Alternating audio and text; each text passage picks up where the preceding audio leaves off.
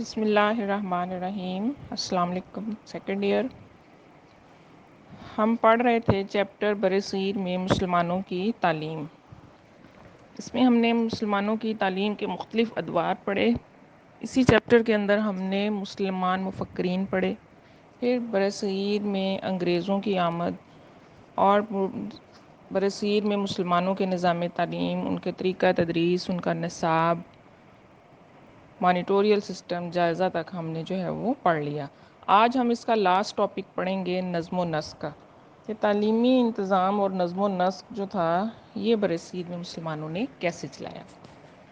تو برصغیر میں مسلمان حکمرانوں کے عہد میں اکثر تعلیمی ادارے اہل علم ہی کی کوششوں سے قائم تھے، جو اپنے طور پر یا اہل ثروت کی سرپرستی سے ان تعلیمی اداروں کا انتظام چلاتے تھے۔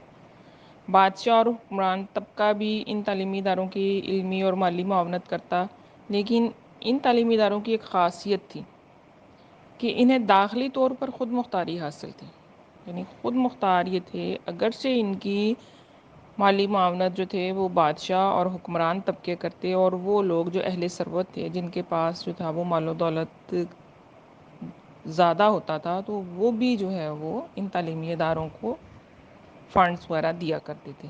لیکن خاصیت کیا تھی کہ داخلی طور پر ادارہ خود مختار تھا، وہ کسی کے جو تھا وہ تسلط میں نہیں تھا کہ اگر بادشاہ اور حکمران دیتے ہیں یا اگر اہل ثروت لوگ ان کی فنڈ ریزنگ کرتے ہیں تو وہ ان کے کنٹرول میں ہو یا ان کی پالیسیوں کو یا ان کی باتوں کو مانیں۔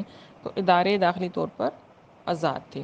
علماء اور اساتذہ ان تعلیمی اداروں کے نصاب، طریقہ تدریس اور تمام طریقہ کار، طریقہ امتحانات اور دیگر امور میں آزاد تھے۔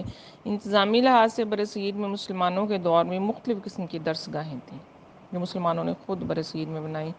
پہلے سرکاری مدارس پہلا نمبر تھا، جو ٹوٹل جو تھے وہ حکومت کی سرپرستی میں چلتے تھے، ان کو ہم سرکاری مدارس کا نام دیتے ہیں۔ آج بھی ایسا ہی ہے، ہمارے وہ تعلیمی ادارے جو مکمل طور پر حکومتوں کی سرپرستی میں چلتے ہیں، جن کے اساتذہ کو تنخواہیں حکومت دیتی ہیں، جن کے بچوں کی فیسوں کے خرچے حکومت اٹھاتی ہے، ہم ان کو سرکاری مدارس کا نام دیتے ہیں۔ دوسرے تھے اس وقت مساجد میں قائم مدارس۔ تیسرا نمبر تھا خانقاہوں اور مزارات سے ملحقہ مدارس، اور چوتھا نمبر تھا علماء کرام کے ذاتی مدارس۔ یہ چار جو تھے وہ مدارس برصغیر میں اس زمانے میں قائم تھے، آج سے سینکڑوں سال پہلے۔ لیکن آج بھی اگر ہم اپنے نظر دوڑاتے ہیں اپنے ملک پر، تو ہمیں یہی جو ہے وہ طریقہ کار ملتا ہے۔ ہمیں سرکاری مدارس بھی ملتے ہیں، ہمیں مسجدوں میں قائم مدرسے بھی ملتے ہیں، خانقاہوں اور مزارات سے ملحقہ مدارس بھی، جہاں بچے قرآن پاک کا جو ہے وہ ہم کہہ لیں کہ حفظ قرآن بھی کرتے ہیں، ترجمہ بھی کرتے ہیں، اس کی تفسیر بھی جو ہے وہ سیکھتے ہیں، اور آخری نمبر جو ہے وہ علماء کرام کے اپنے ذاتی قائم کردہ مدارس، جس میں وہ خیراتی طور پر بھی بچوں کو پڑھاتے ہیں، اور اگر زمانے کے حساب سے ضرورت ہو تو وہ ان سے معاوضہ بھی لے سکتے ہیں۔ تو قدیم ہندوستان کا تعلیمی نظام داخلی طور پر آزاد اور خود مختار تھا۔ اچھا، اس میں سے اگر آپ کو کوسچن آ جائے نا کہ برصغیر میں مسلمانوں کی درس گاہوں کی قسمیں لکھیں، تو آپ نے یہ چار ہی قسمیں جو ہے وہ لکھنی، اس میں باقی ڈیٹیل لکھنے کی ضرورت نہیں ہے۔ شارٹ آنسر کے طور پر اگر آپ کو کوسچن آتا ہے نا، تو نظم و نسق میں اگر پوچھا جائے کہ درس گاہوں کی کتنی قسمیں تھیں، مسلمانوں کے دور میں درس گاہوں کی کتنی قسمیں تھیں برصغیر میں، تو پھر آپ نے ان چار کے نام جو ہے وہ لکھنے ہیں کہ یہ چار درس گاہیں تھیں۔ باقی کی ڈیٹیل جو میں آپ کو پڑھا رہی ہوں، اگر سبجیکٹیو کوسچن ہو 10 نمبر کا تب آپ ڈیٹیل لکھیں گے، اور اگر 2 نمبر کا شارٹ آنسر پوچھا جا رہا ہے تب آپ جو ہے وہ صرف ان کے نام ہی لکھیں گے۔ تو قدیم ہندوستان کا تعلیمی نظام داخلی طور پر آزاد خود مختار تھا۔ خود مختار سے مراد پرائیویٹلی، جس میں آزادی جو ہے وہ موجود ہوتی ہے کہ جو پڑھا رہا ہے، جو نظام کو چلا رہا ہے، وہ خود اپنی مرضی کو استعمال کرے گا۔ تو نجی اور شخصی تعلیمی ادارے تو ایک طرف سرکاری سطح پر قائم کیے گئے، مختلف اداروں کے نظم و نسق کی پالیسی میں بھی یکسانیت نہیں تھی، بلکہ ان مدارس کے علماء اور اساتذہ نظم و نسق کے سلسلے میں آزاد اور خود مختار تھے۔ یکسانیت یہاں ہوتی ہے جہاں پر سرکاری سطح پر نظام تعلیم جو ہے وہ چلایا جاتا ہے۔ اگر آزادی اور خود مختاری ہوگی تو پھر ہر کوئی اپنا طریقہ کار خود وضع کر سکتا ہے۔ تو نظم و نسق کے سلسلے میں مرکزیت کا کوئی تصور نہیں تھا۔ مدارس میں داخلے کی بھی کوئی شرائط نہیں تھی، تعلیم کے لیے عمر کی بھی کوئی پابندی نہیں۔ ظاہر نئی تعلیم کا جو ہے وہ اس خطے میں جو ہے وہ آغاز ہوا تھا، تو پھر اس قسم کی جو ہے وہ شرائط کو بیچ میں سے نکال دیا گیا تھا۔ عربی مدارس میں داخلے عموماً شوال کے مہینے میں ہوتے تھے، پہلے بھی آپ نے پڑھا ہے لاسٹ ٹاپک میں بھی کہ شوال کے مہینے میں داخلہ ہوتا تھا۔ بچہ 4 سال 4 ماہ اور 4 دن کا ہوتا تو رسم بسم اللہ سے آغاز کیا جاتا ہے۔ سورۃ فلق کی ابتدائی سورہ علق کی ابتدائی آیات اور اس کے ساتھ جو ہے وہ سورہ فاتحہ پڑھائی جاتی ہے اور بچے کے تعلیم کا باقاعدہ سلسلہ شروع ہو جاتا۔ تو اوقات تعلیم میں بھی کوئی باقاعدگی نہیں تھی، اعلیٰ تعلیم کے مدارس میں باہمی رابطے کا کوئی انتظام نہیں تھا، لیکن اس کے باوجود نصاب، طریقہ تدریس اور اوقات تعلیم میں یکسانیت پائی جاتی تھی۔ اب چونکہ دور دور علاقے تھے، کوئی جو ہے وہ آپس میں رابطے کا سلسلہ نہیں ہوتا تھا جتنا کہ اب آپ لوگوں کو نظر آتا ہے کہ ہمارے لیے رابطے کرنے آسان ہو گئے ہیں، فون ہے، موبائل ہے، میڈیا ہے، انٹرنیٹ ہے، تمام سہولتیں۔ تو اس وقت تو کچھ بھی نہیں ہوتا تھا، ایک جگہ سے دوسری جگہ کے سفر کرنے کے لیے جو تھے وہ سواریاں بھی نہیں ہوتی تھی، لوگوں کے پاس جو ہے وہ یہ جانوروں کی سواریاں ہوتی تھی، کسی کے پاس گھوڑا ہے تو کسی کے پاس جو ہے وہ اونٹ ہے، کسی کے پاس خچر ہے، تو اس طرح کی چیزیں تھیں۔ تو لہٰذا لیکن وہ کہتے ہیں اس کے باوجود بھی طریقہ تدریس، اوقات تعلیم اور نصاب میں یکسانیت موجود تھی۔ تعلیم کے مختلف درجات کے لیے مدت کا تعین نہیں تھا۔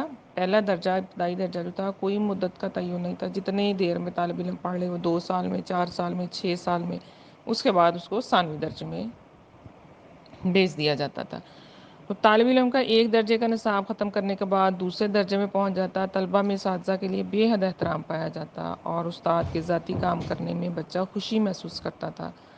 قدیم ہندوستان کے اسلامی مدارس کے نظم و نسق کا موازنہ اگر ہم آج کے تعلیمی اداروں کے نظم و نسق سے کریں تو ہم یقین سے کہہ سکتے ہیں کہ قدیم ہندوستان کے اسلامی مدارس کا نظم و نسق مثالی تھا۔ آج ہم انتہائی کوششوں کے باوجود، نفسیاتی اصولوں کو اپناتے ہوئے، ان سب کے باوجود بھی ہمارا نظم و نسق کا طریقہ جو ہے یا نظم و نسق جو ہے وہ ہمیں بہت حد تک کمزور نظر آتا ہے، کیونکہ اس میں جو ہے بہت ساری سیاستیں ملوث ہو چکی ہیں۔ تو قدیم ہندوستان کا اسلامی مدارس کا نظم و نسق مثالی تھا، اور نظم و نسق کے مثالی ہونے کی وجہ، سب سے بڑی وجہ، طلباء کے دل میں استادوں کا احترام تھا۔ جب تک استاد کا احترام اور علم کے ساتھ محبت طالب علم کی نہیں ہوگی، ہمارا نظم و نسق جو ہے وہ بہتری کے ساتھ نہیں چل سکتا۔ اب نظم و نسق میں خرابیوں کی مین وجہ جو ہے وہ یہی ہے کہ طلباء کے دلوں میں استادوں کا احترام جو ہے وہ آہستہ آہستہ نکلتا جا رہا ہے، مٹیریلسٹک جو ہے وہ دنیا زیادہ ہو گئی ہے، پھر ادھر گرد کے جو ہے وہ سیاسی دباؤ میں زیادہ ہے، تو پھر استاد کی حیثیت جو ہے وہ ختم ہوتی جا رہی ہے۔ تو انگریز کی آمد سے پہلے برصغیر میں مسلمانوں کے دور میں علمی سرگرمیوں کے مطالعے سے چند اہم خصوصیات ہمارے سامنے آتی ہیں کہ ہر مسجد ابتدائی تعلیم کے مرکز کے طور پر کام کرتی تھی۔ اب مسجد جو ہے یہ اللہ تعالیٰ کا گھر ہے، مین کام کیا ہے؟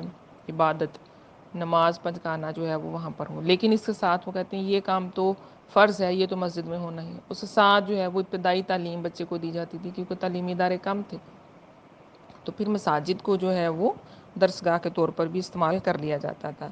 تعلیمی سہولتیں یونیورسل تھیں، مفت تعلیم دی جاتی، مفت رہائش دی جاتی، اور اس کے ساتھ ساتھ طلباء کو وظائف دیے جاتے ہیں۔ اب دیکھیں طالب علم تعلیم تو مفت حاصل کر رہا ہے، لیکن اس کے ساتھ جو طالب علم جو ہے وہ افورڈ نہیں کر سکتا، تو اہل ثروت لوگ یا حکومت جو ہے وہ ان طلباء کو وظیفے بھی دیتی تھی۔ تو مقصد تعلیم رضا الہی اور نیابت الہی تھا۔ انگریز کی حکومت قائم ہونے کے بعد تعلیم کا مقصد سرکاری ملازمت کے حصول کی تیاری رہ گیا اور یہ روزگار کا حصول قرار پایا۔ مسجدیں تعلیم کا مرکز نہ رہیں اور محدود تعداد میں اسکول کھولے گئے، جس کے نتیجے میں تعلیم بھی محدود ہو گئی اور یونیورسل نہ رہی۔ تو ہم اب جس نظام تعلیم کا شکار ہو چکے ہیں یا جس دلدل میں ہم پھنس گئے ہیں، یہ وہی نظام تعلیم ہے جو انگریز ہمیں دے کر گئے تھے، اور اس نے ہمیں جو ہے وہ ایک جگہ پر منجمد جو ہے وہ کر دیا ہے، اور آج تک پھر ہم اس انجماد میں سے، اس جکڑن اور اس ذہنی غلامی میں سے نہ نکل سکے جو انگریز 100 سالوں میں ہمارے اندر جو ہے وہ داخل کر گئے۔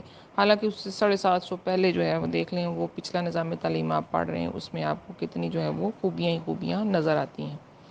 تو مسلمانوں کے دور میں نظام تعلیم عوامی اور آزاد تھا، اور حکمران اپنا فرض سمجھتے تھے کہ تعلیم کی ترقی پر پیسہ بے پناہ خرچ کیا جائے، یعنی سب سے زیادہ خرچ جو تھا وہ تعلیم پر ہوتا تھا۔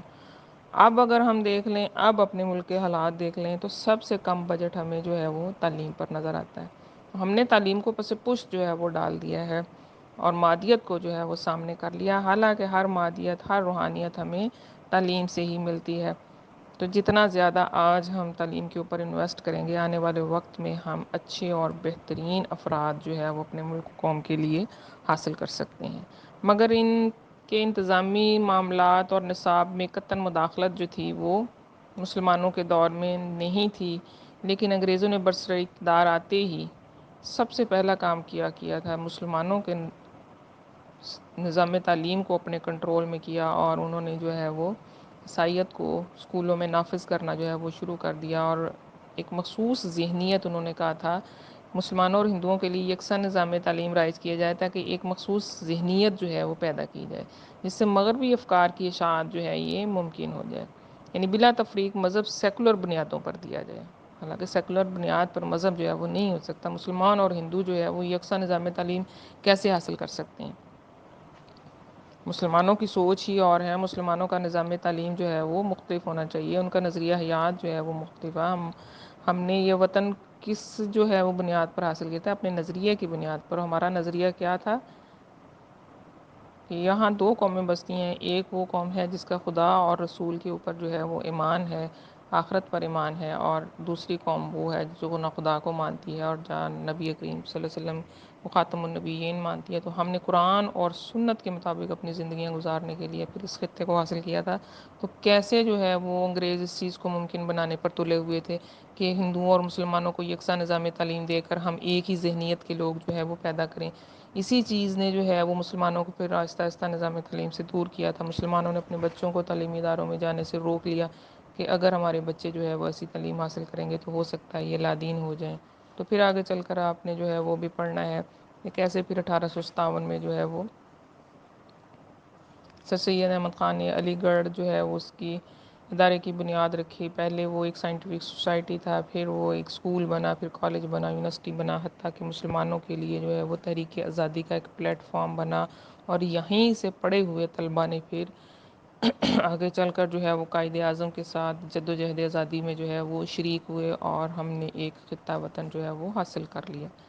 تو انگریزی دور میں اردو اور فارسی کی جگہ انگریزی کو ذریعہ تعلیم بنایا گیا اور مخلوط تعلیم کو رواج دیا گیا، اور مجموعی تعلیمی ماحول ایسا کر دیا گیا کہ مسلمان جو 50% سے زیادہ تعلیم حاصل کرتے تھے، ان کی شرح خواندگی کم ہوتے ہوتے قیام پاکستان تک 20% سے بھی نیچے آ گئی تھی، یعنی بہت کم تھی 20% تک۔ تو پھر بہت سر سید احمد خان کی بہت کوششوں اور کاوشوں سے جو ہے مسلمان جو تھے وہ دوبارہ تعلیمی عمل کی طرف آئے تھے۔ مسلمانوں نے اپنے بچے تعلیمی اداروں میں بھیجنے بند کر دیے۔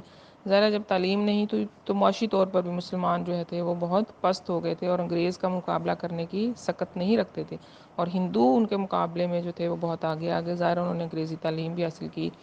وہ شروع سے ایک غلام قوم تھی، وہ مسلمانوں کی صدیوں سے غلامی کرتے آ رہے تھے، جب مسلمان نہ رہے تو پھر انہوں نے انگریزوں کی غلامی شروع کر دی۔ اب ایک قوم جو تھی وہ حکمران رہی ہے 750 سال، تو وہ کیسے جو ہے وہ غلامی کو قبول کر لیتی؟